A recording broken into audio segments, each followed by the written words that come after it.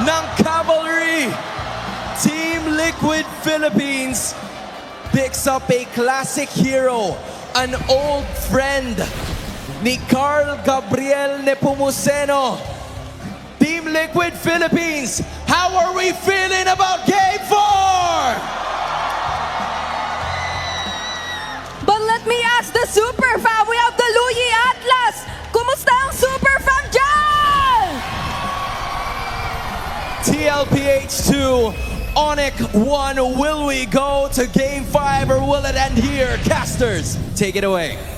Malalaman na natin kung paano magpapatuloy ang Golden Rivalry. And let me just say, yung nakita nating draft kanina mga kapatid, absolute cinema. Lancelot sa kamay ni Carl TZ, Super Prince with a Luyi. Ang sarap manood ng MLBB. Nagkalabasan na ng mga tinatagong strategiya. Ito yung mga magic bunot ng bawat kupunan. Pero tingnan natin kung kaninong magic bunot ang gagana. At syempre yung Luyi Atlas na combo. Hindi lang yung basta-basta Super Prince Luyi makikita natin. Tapos yung pagka last pick. Aray, Goodness. aray naku! Abot ba?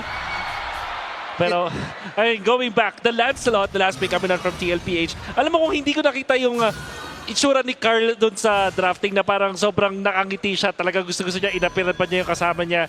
Hindi ako ganun ka-convinced na Lancelot yung hero para sa kanya dito. But of course, mukhang makikita natin ang magandang bakbakan ng two teams. In fairness though, walang hard catch ang Onyx Philippines. And that's crazy to think na may si Atlas at sasabihin ko walang hard catch. Pero yung Lancelot kasi ang daling makaiwas. Tapos sa back siya, patay na rin dito sa Atlas. Oh, wait a minute. I think naagaw ni King Kong yung green cap na yun at may mabibigyan pa si JP. Si JP dito mapapa-flicker out, magiging successful naman sa escape. Kaso Babalik. nga lang sunog ang dalawang flickers ng mid lane in Roamer ng Team Liquid Philippines, and this is not good para sa upcoming turtle fight. All of that happening right before the big objective as well. And napakalaking bagay nito para sa Onyx Philippines considering na kanina sa last game natin ay lamang na lamang ang Team Liquid Philippines sa mga objective takes ng early game. Yep. And we can see na rin yung Lapu-Lapu onto the bottom lane na maganda rin yung palitan compared to Sanford. Walang nakakalamang sa kanilang dalawa. There's a little bit of freeze lane na medyo nasa advantage ni Sanford, pero as the Lapu-Lapu kasi, pag nag-level 3 ka na and heading to level 4, madaling nang bugahan ng mga spells etong minion wave. So makakapag-level 4 agad siya. Ang curious ako is paano ang gold lane. This time kasi, si Teddy naman ang kumukontra sa Claude. Sisimulan na ng Onyx Philippines ang pagong na ito at mukhang magko-contest ang Team Liquid. Ngayon, ang Onyx Philippines talaga ang aarangkada at makakuha dito ng advantage. And King Kong will secure the turtle plus sa double kill coming in from Kirk. Pero si Brusco naman ang tinatalunan. May flicker upang makatakas. Ito ang pinagkaiba ng dalawang kupunan na halos kompleto pa ang resources. Kaya naman sa ngayon, bagong sight ang ating makikita dahil sila naman ang mag-i-invade on the purple buff. Pero si JP ang makakasecure nito. Pero ang laking dagok nito para kay Carl. Napakahirap na isang Lancelot na ganito yung estado mo ng early stage. Hindi, okay lang sana hindi ka nakakuha ng kills or namamatay ka, pero yung buff mo na hindi mo nakukuha. Tapos eventually, napupuruan ka ng opposing jungler na utility. Napakahirap bumangon. We'll see if eventually TLPH can take over. So far, okay pa naman. Pinatal Licks. Okay. Hindi in-expect ni Daddy JP na bibigyan siya ng ganun-ganun lang kasi kakakuha pa lang nila ng ultimate, but the urge of play, si Carl TC ang kanilang nakita at mukhang wala na kawala. Napagandang execution na magmumula sa Onyx Philippines. What a diversion play mula kay Super Prince. All at the back of a Fatal Links na sino ba naman kasi mag-e-expect na may-fatal links yung Roamer sa left push mid na kakakuha pa lang. 3 minutes. Wala masyadong effect para sa kanila, but that's what we thought. But ang naging tunay na epekto doon is walang nakadepend sa kay Cartesi. Wala silang vision doon. But Kirk, in the past 3 games, pati na rin ko i-count natin yung mga nakita natin kahapon ngayon na naglalaro naman siya ng Lapu-Lapu, masasabi natin, hindi na niya talaga kasalanan ang mga nangyayari dito para sa Onyx Philippines. 3-0 start for this one at nagiging problema na ngayon para sa TLPH. At kung maaalala natin yung MPL season bago yung M6 run ng Onyx Philippines, yun ang isa sa Luyi, ang isa sa mga heroes na never binibigay sa Monster Mage. And right now for Onyx, hawak-hawak nila ito at nakita na natin kung paano nga ba nila napapagana as we head on to the second turtle fight. Ang huling pagong ay napunta sa Onyx Philippines. Napakaganda ng pwesto ng Onyx Philippines. May diversion Bilis. play na gagawin. So tutulungan nila dito si Kirk. At dito nga talaga ang tunay na laban. Nakuha nila yung pagong. Gusto pa nila ng kills. But JP Sinipa. with a good angle. Placing to it ka lang ni Savero. Ang pipigil sa kanila. Onyx Philippines. Ibang-iba yung nakikita natin ngayon. Grabe yung control na nakikita natin mula sa Onyx Philippines, especially because of their early stage. Baksha is the hero for King Kong, and we can say that confidently. Hindi mo to masasabi 2 seasons ago. But this time, yung control ng Onyx Philippines kapag nakakaikot si King Kong at nahihirapan yung TLPH sa pagkontrol ng jungle nila and that river because of Super Friends and Brusco. Doon na nakakuha ng advantage ang Onyx Philippines. Isang testament sa improvement ng manlalarong ito. Hindi na pwedeng sabihin na assassin lang ang alam ni King Kong at this point. Another diversion play patungo sa RBM. Naku! Alamata nila na agad si Carl! Napakatindi na paggamit ng diversion play. Prediction! Tuloy! At walang pagtitipid na nagaganap mula dito sa ating Monster Mage. Pero may counterplay na gagawin dito. TLPH, they will get a kill onto Super Friends. Pero kung titingnan natin yung trade-off, lamang pa rin ang Onyx PH dahil si Carl TC ang kanilang nabigyan. And did you see that prediction mula kay King Kong? Hindi mo na ginamit yung second skill ng Baksha. Hindi mo na binunggo at in-expect niya na merong gagamiting puncture doon si Carl TZ. Siguro din kasi gumagamit din siya ng Lancelot laban sa Baksha. Back in Season 14 and 15, ito yung ginagamit ng Onyx Philippines pang kontra sa Baksha. And makikita natin yung naging benefit na ikaw ay master sa mga assassin at gamit mo ay isang Baksha. Napakaganda ng duelo na ating natunghayan. Pero para sigurado, sabi ni King Kong, sasamahan na kita. And imagine mo, 4-0-1 ngayon si Kirk on this Lapu-Lapu pickup against this Phobios. And another diversion play. Saan naman ang basa? Saan ipapadala? Pero mukhang nabasa ng bahagyan ng Team Liquid Philippines. JP able to make an escape. Pero rekta pagong ang call ng Onyx. Last 2 turtles na napunta na sa Super Family. At mukhang malabo ng mga contest sa Team Liquid dito. Listado ang 3 pagong sa Super Family. Force flicker kay Sanji. Turtle makakuha ng Onyx Philippines. Abante na sila. Hindi lang river kinokontrol nila, pati na rin itong jungle. Forced na rin ang real world manipulation. Oh my goodness, this is Onyx Philippines na talagang gigil na gigil. Gustong-gusto na nila pumunta sa Paris. Ayaw nilang pumunta muna sa lower bracket at doon paglabanan. Pero napakaganda ng agulo dito ni JP. But the Fatal Links will connect to 2 members. Napakagandang save na magmumula kay Brusco. Denied by Brusco. Ang ganda na ng save pa ni JP doon. Nakuha na niya si Sanji pagamat na pa-flicker. Palayo dito si Super Friends. Onyx Philippines pa rin ang may hawak ng kalamangan. Carl TZ. Hindi pa kayang labanan dito si Kirk with a Lapu-Lapu currently 4-0-1 sa larong ito. Lamang na lamang ang Onyx Philippines sa ating early to the mid game. At dito sa pinaka-upcoming Lord natin ay kailangan na agad mag-group up ng Team Liquid. Grabe yung aggression ng Onyx Philippines. Parang sinasakop na nila yung jungle camp ng Team Liquid Philippines and they will successfully destroy this turret. Papalagba ang Team Liquid Philippines. Sobrang layo ng kalamangan na meron ng Onyx Philippines sa ngayon pero hindi sila makikipagsabayan. But the diversion is there. Medyo delikado si Carl TZ. May sasalubong sa kanya. Pero hindi sila magiging matagumpay. Pero grabe, sobrang proactive ni Super Friends. And the entirety of Onyx Philippines ay proactive nga doon. Nakikita natin na lumalang mga Onyx Philippines dahil constantly sila nag-apply ng pressure at napipigilan din makapag-farm itong si Teddy. Hindi nga man lang napapatay dito ang mga members ng TLPH dun sa past few minutes natin pero ang dami namang farm na nakakuha ng Onyx Philippines.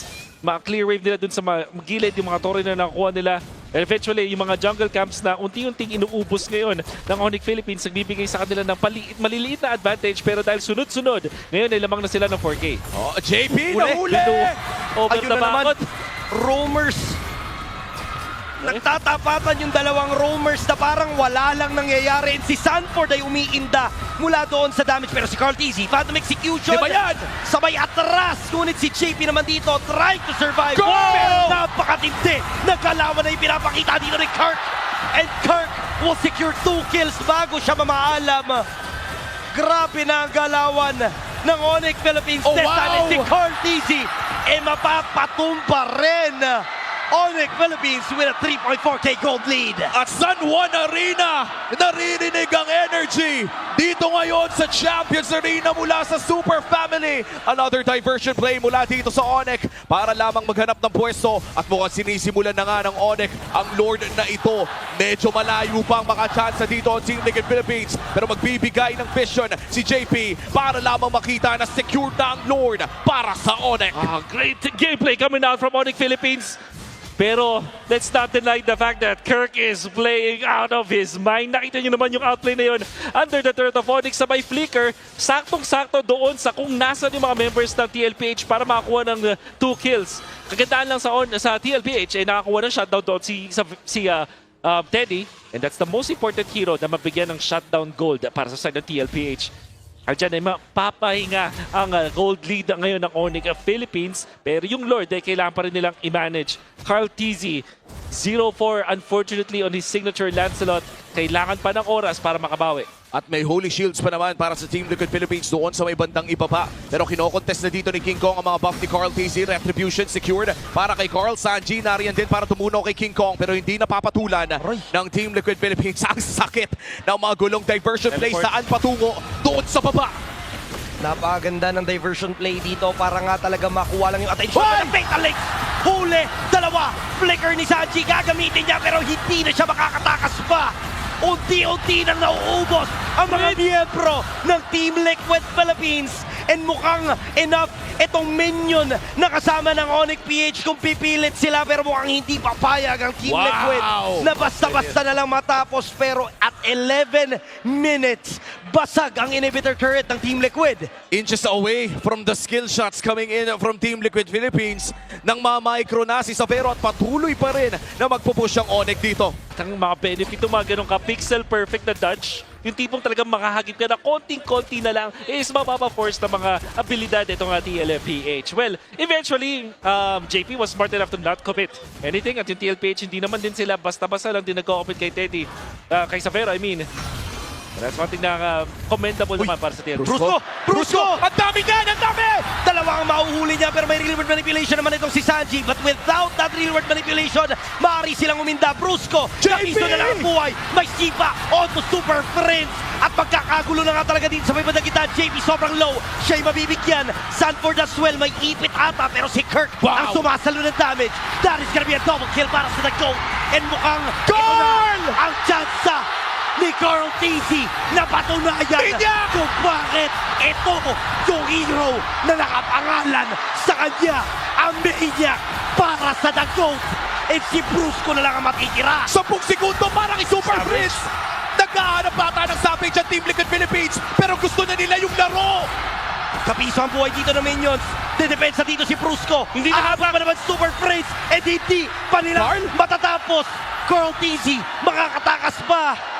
Pero you can definitely see na inches away na lang din yung TLPH na tapusin yung laban. At isang idlap ang kinailangan ng Cavalry from 0-4-0. Biglang nabuhay with a maniac kay Carl TZ. And it all started with Daddy JP. Gatot Katsa, Hyla Silda, hindi. So, makikita natin yung napakagandang hulay doon kay Super Prince and how many shutdowns ang nakuha ni Carl TZ dito. Makita natin mukhang may Lord Dance na rin mangyayari as Carl TZ collects a lot of shutdowns and at Maniac eventually. Agawan na mangyayari dito, JP pumipwesto naman pero nakuha dito ni Savero yung Lord. Real world manipulation gagamitin, Fatal Links may mahuhuli din. Pero si JP iniinda lang lahat. Carl TZ tutusok-tusok sa may bandang Gedli pero mukhang mapapaback away na lang din sila. And with this Lord Tank, may diversion play. Sino kaya ang mamamataan? Si Carl TZ. No way! Target nila pero makakatakas pa rin si The GOAT sa kamay ng Onyx Philippines. A masterful display of skills para sa The GOAT. Pero tuloy ang depensa. Nariyan pa rin ang Lord para sa Onyx Philippines at tutunawin ito ni Teddy at hindi na ata itutuloy pa ng Onyx ang pag-push dito. Wala pang diversion play para kay Super Friends. Successful defense para sa Team Liquid Philippines. Pinirmahan ni Carl TZ showing why he's the GOAT. And Onyx Philippines, napakaganda ng play na yun, I would say. Unfortunately, ang Luyi ay hindi na katulad ng Luyi ng dati na mas madali na nga mabasa ngayon, mas madaling makontrol. You see the distance that Super Prince had to decide on that. But TLPH will hang on. Big props sa Onyx Philippines na mag-burst nung Lord na yon. At nakuha pa nga ni Savero that clutch Lord Day coming out from Onyx Philippines. Pero all of a sudden, napura na ang advantage ng Onyx Philippines. I gotta say though, sa paparating na Lord natin, mas nakakalamang to para sa Onyx Philippines dahil long lane favors them, na-push nila yung bottom lane. Yung mid lane ay madali ding i-amando kung sakali. Mid lane is the least priority when it comes to pushing sa inhibitor turrets pag itong mga klaseng late lord na. And you would think na late lord na mga kaibigan, pero 14 minutes pa lang.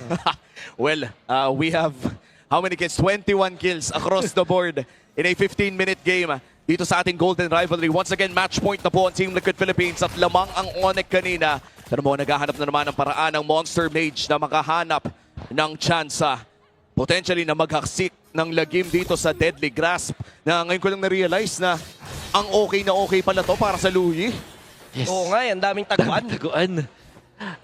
Nakita din natin dito sa Onyx Philippines na ginagamit nila yung diversion play na para mag-apply din ng pressure. Hindi para totally makuha ng kill. Obviously, makakuha sila ng kill afterwards. Pero yung frequency ng paggamit nila dito with the diversion play, parang yung TLPH napapaisip palagi na, okay, magtitipin na ba to or gagamit na ba to or makapag-farm ba tayo, kailangan ba natin magkakasama tayo, which actually allows them na magkaroon ng konting advantage when it comes to the farm. Brusco scouting around the river. Wala pa naman siya makikita at nakatago pa dito kung nasaan si Sanji. At 3 miyembro lamang ng side ng Team Liquid Philippines na nagpapakita sa mapa at 20 segundos pa bago magsimula ang ating pangatlong Lord. Magse-set up dito ang side ng Onyx Philippines around right bush mid. At mukhang naghahanap sila ng potential pick-off bago magsimula ang ating big objective. At ang advantage na yan is yung -1. Pero yung isa sa bagay na kailangan ko i-take note dito is sino yung may mga immortality. So far, JP has it. I think kailangan din to ni Sanji eventually. And there's the Uy, gold. uy. Okay. May pinaplano sila within range. Or reposition Okay, lang. reposition. Okay. Basang-basa. Napakaganda! Alam nila na doon magagaling. Pero si RTC maaari dito mahuli. Phantom Execution palabas. JP ang mabibigyan. Immortality Pump. Sino matitira? Sino mabibigyan? Napakaganda ng pagkakahuli ni Sanford. Mapapapakaway ang Onyx Philippines. At maaaring ito nga ang maging disaster para sa kanila. Medyo kalat-kalat na ang mga miyembro. And that is a crucial play na magugula kay Sanford. And iniisa-isa na ang mga miyembro ng Onyx Philippines. Si Savero na lang ang natitira habang kumpleto pa ang cavalry. And may minion waves na paparating. Mukhang ito na yung inaasam. Ito na ata yung ticket. Si Savero susubukan tumipensa. Pero it's over. Ang ulang